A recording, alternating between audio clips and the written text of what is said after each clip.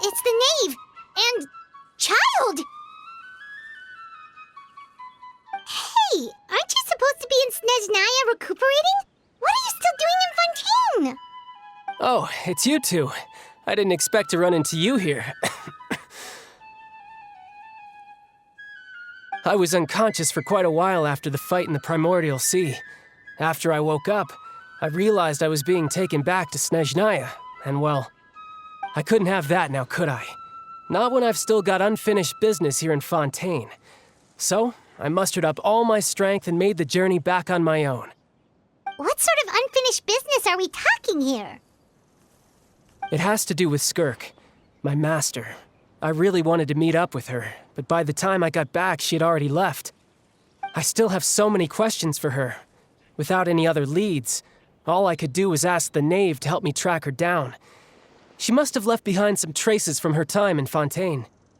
Oh, okay, so have you found any clues?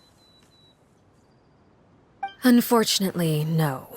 While the House of the Hearth is adept at collecting all manner of intelligence, certain existences can still manage to escape our purview. Basically, unless Master feels there's a need to meet with me, she's not going to be found. But that problem has an easy fix. I just need to become stronger, and then... Paimon thinks you should focus on getting better first. The worst of it is over.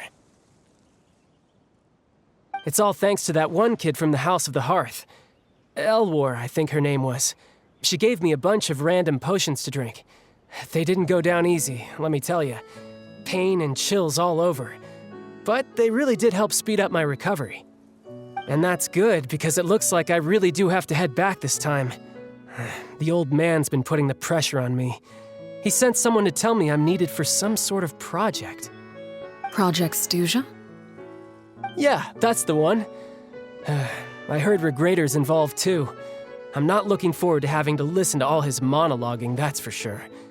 Hey, maybe you could think of a way for me to stay in Fontaine for a little longer. Helping Linny and the others brush up on their fighting skills would be far more interesting. If you and I could spar, that would be even better. I've been waiting for a chance to see you go all out. And what a sweet little daydream that is. But I also have a role to play in all this. I'll be leaving Fontaine shortly as well.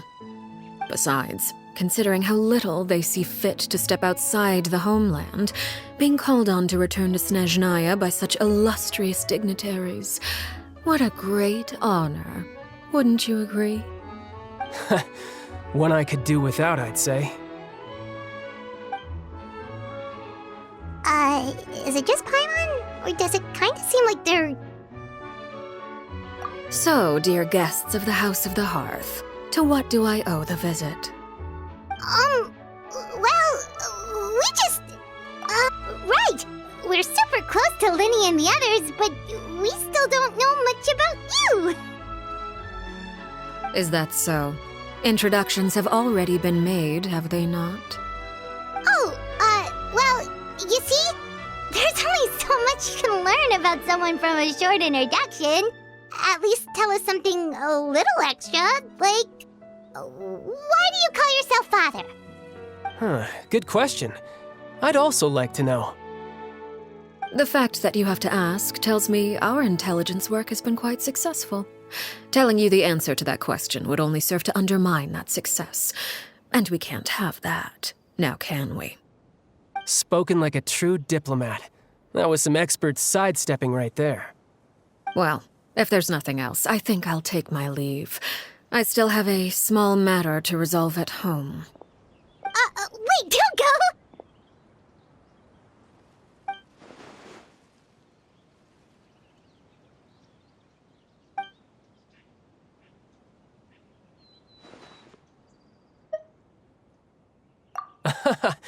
I'd also like to hear the answer to this.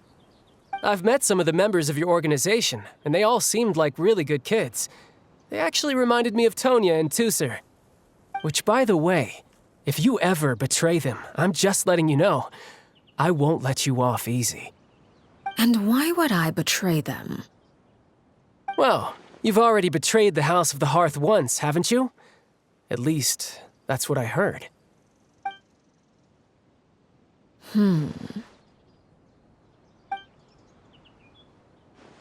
Okay, I admit. That's just what the old man told me. The rooster, I mean.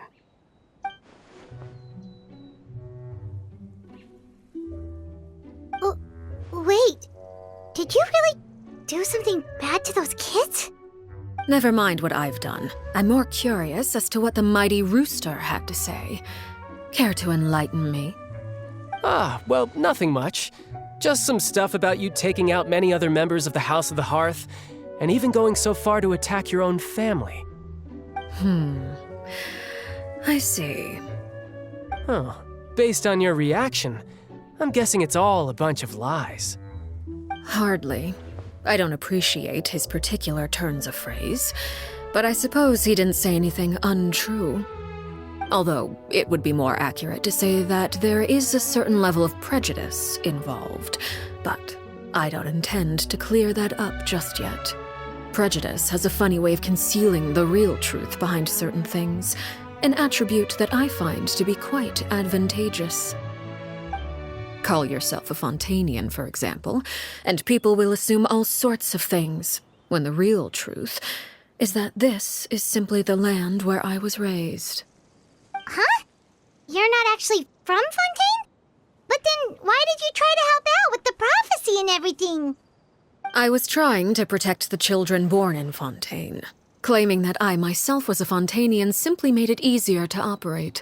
People would hardly suspect a fellow Fontanian of having any ulterior motives. Who wouldn't want to save their homeland after all?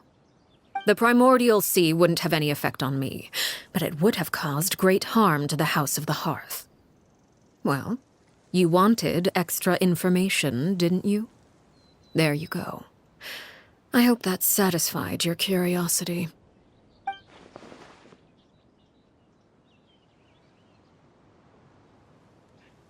So, you stayed in Fontaine for the kids. I guess I was wrong to believe you'd betray them. Apologies. Looks like I was holding on to some prejudices myself. Good. Like I said, I like it when others have misconceptions of me. Actually, while I was recuperating at the House of the Hearth, there was something else that really caught my attention. I heard that members always resolve disputes and arguments with a friendly spar, and the loser has to back down. Seems pretty cool if you ask me. Would also give them plenty of opportunities to hone their skills.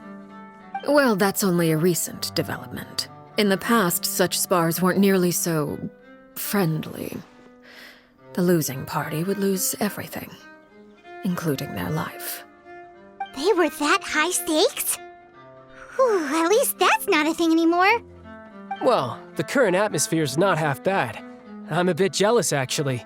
You've got so many family members around you, and you even get to live with them. Having a lot of family around means dealing with a considerable amount of bickering and scheming. Once Tonya and Tusser enter their rebellious phase, I'm sure you'll understand. Just imagine. Tusser becomes obsessed with plucking out strands from the rooster's mustache, or Tonya decides to dye her hair 42 different colors. Okay. I get the picture.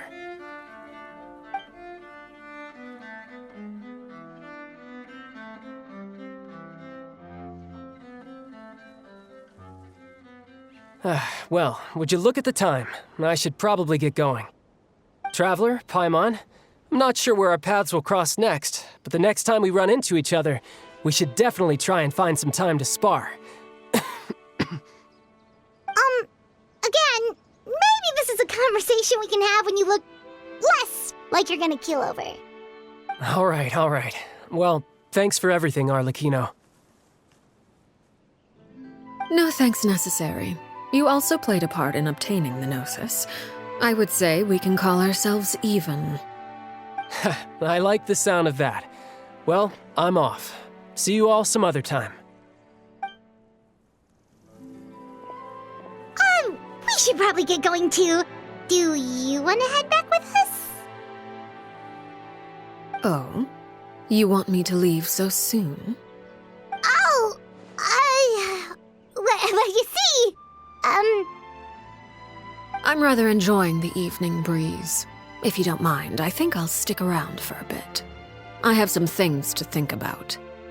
Apologies for not attending to you like a proper host. Please forgive this slight. I do hope you'll have a pleasant stay. We managed to keep her distracted until nightfall. Good thing Child was there to keep the conversation going. You don't think she suspected anything, do you? Oh, I wonder if Liddy ran into any issues. Let's hurry back and see how everything went. Oh? You decided to stay a little longer?